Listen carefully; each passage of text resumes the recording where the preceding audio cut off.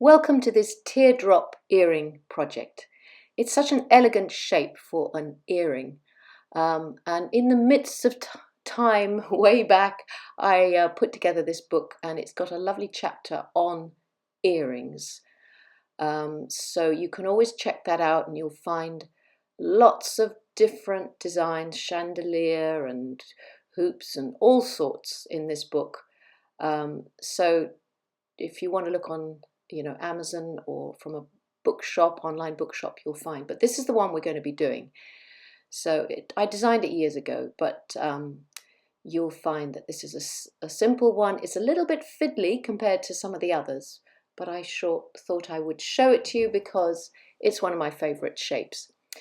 So what we're going to do is use 0.8 wire, that's 20 gauge, and you can make it upside down. You can see you can do it as a teardrop shape or turn that the other way around and have a pointed shape. So, it's so variable, anything goes. And you need something to wrap around. So some sort of cylindrical shape, a dowel, or I've got a wooden doming punch here, but anything will do. And really, the width of it and the length of the wire, I'm using about 4.5 inches for the pair that I'm making now, but that really is dependent on how big you want the earring, and that will determine the amount of wire and also how long you want the earring to be. So I'm going to wrap the center of the wire around the wooden dowel or cylindrical shaping tool that you will be using. So shape that around, and that just make sure the two ends come together, and that gives you the basic shape for the teardrop. So you'll have to find something at home that you can wrap around, something that gives you the height and the scale and everything that you want. And then just make sure that you're happy with the frame. So if there's any kinks or bends in the sides of the wire, just iron them out at this point. And now just bend those ends together so that they cross over, and you'll need to leave a little bit extra for the stem to be created into a link.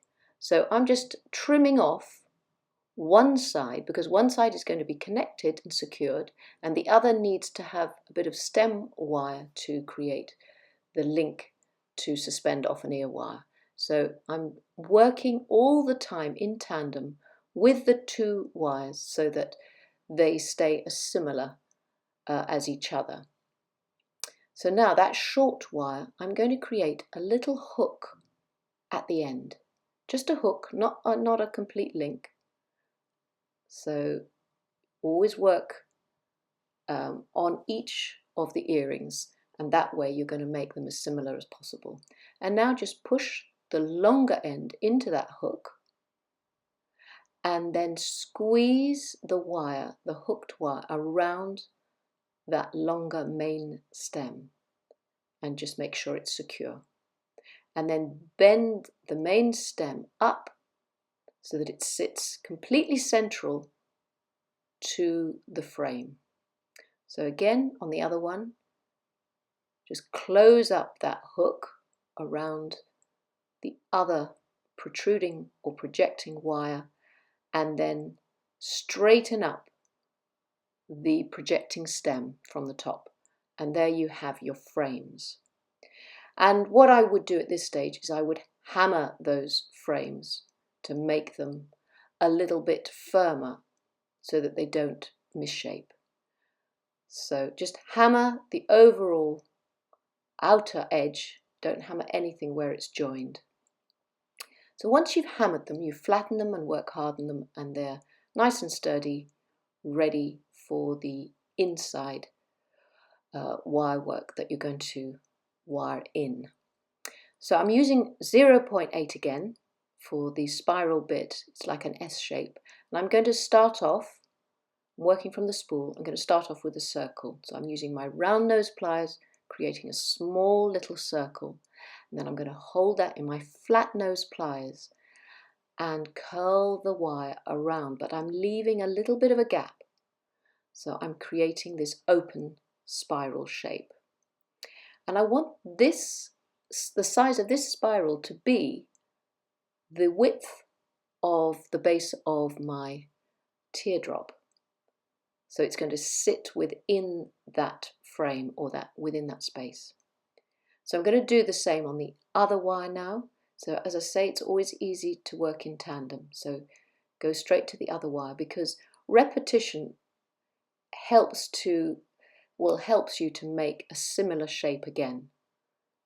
So again, that big open spiral, you can compare it to the other one, and that also gives you the length to cut off. Now I don't really know how much wire to use. I mean, I can open that spiral, make it a bit bigger, I can make it tighter, I can do all sorts of things with it. So, but at this stage, I know it fits in the base of my frame.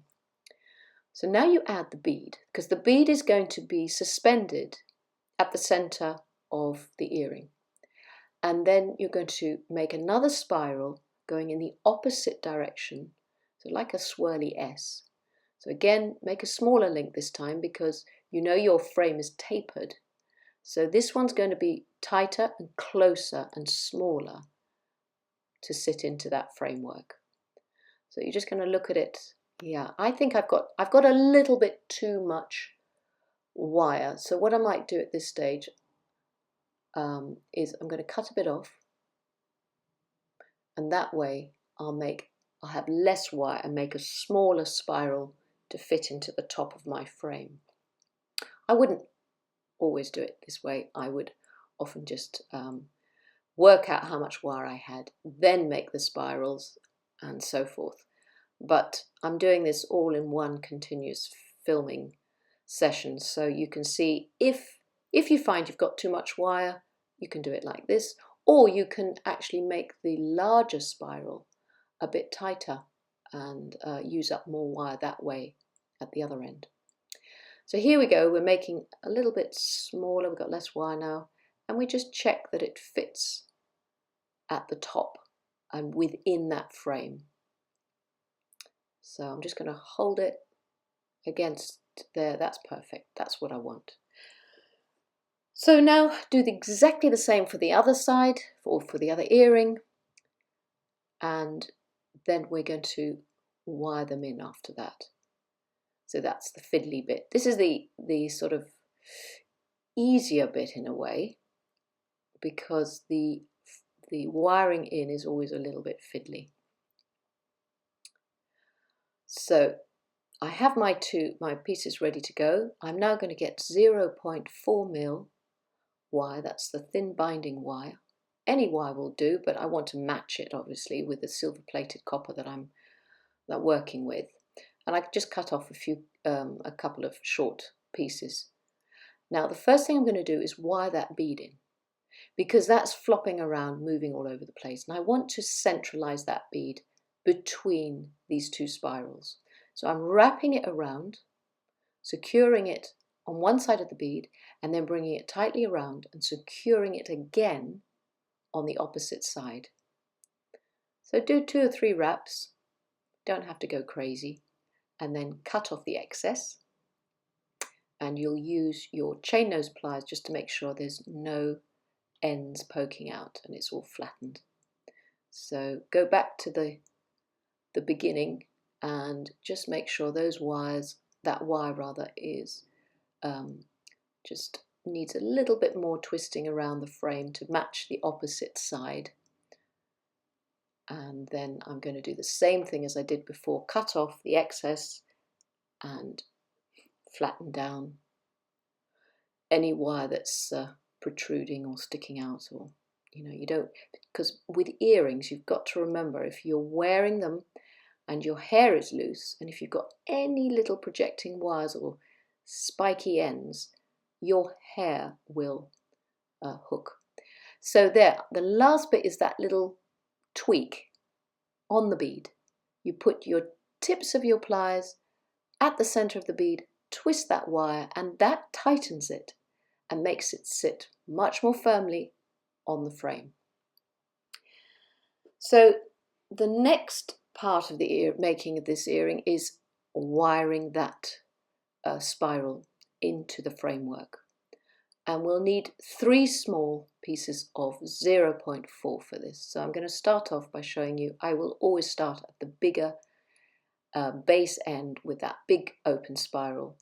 And so I feed a bit of the wire on over the frame and the last bit of the open spiral, so that they're being bound together at the base of that framework. So it's always a bit fiddly. You're going to start binding it, then squeeze it down, then work from one side and then the other side to finish it off.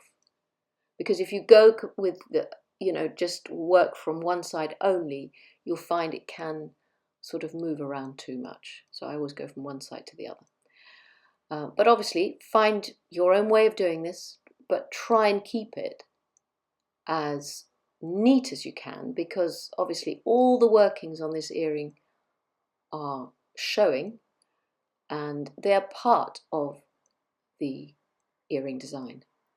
So they're part of the decoration. So once you've bound that on, make sure you've scooched up all the wires together so that it's looking as neat as possible. And it's not too bulky. You want it as flat as you can get it. And you can see that's roughly what you want, is sort of just a tight little binding. And you can hammer, use your hammer, just to hammer and flatten that binding wire, but very, very gently, because you don't want it to become too brittle and to break. And now we're going to wire in the top.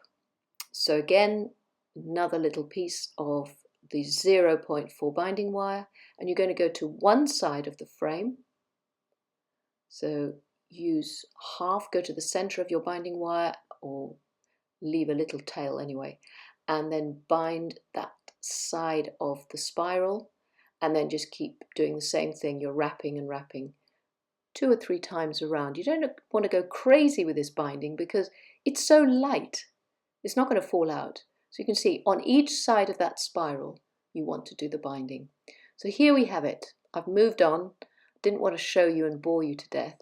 I've bound the 2 sides of the top spiral into the framework and neatened it off. And now I've got some ready-made ear wires here. I mean, you can make your own ear wires. You can follow my tutorial on making your own.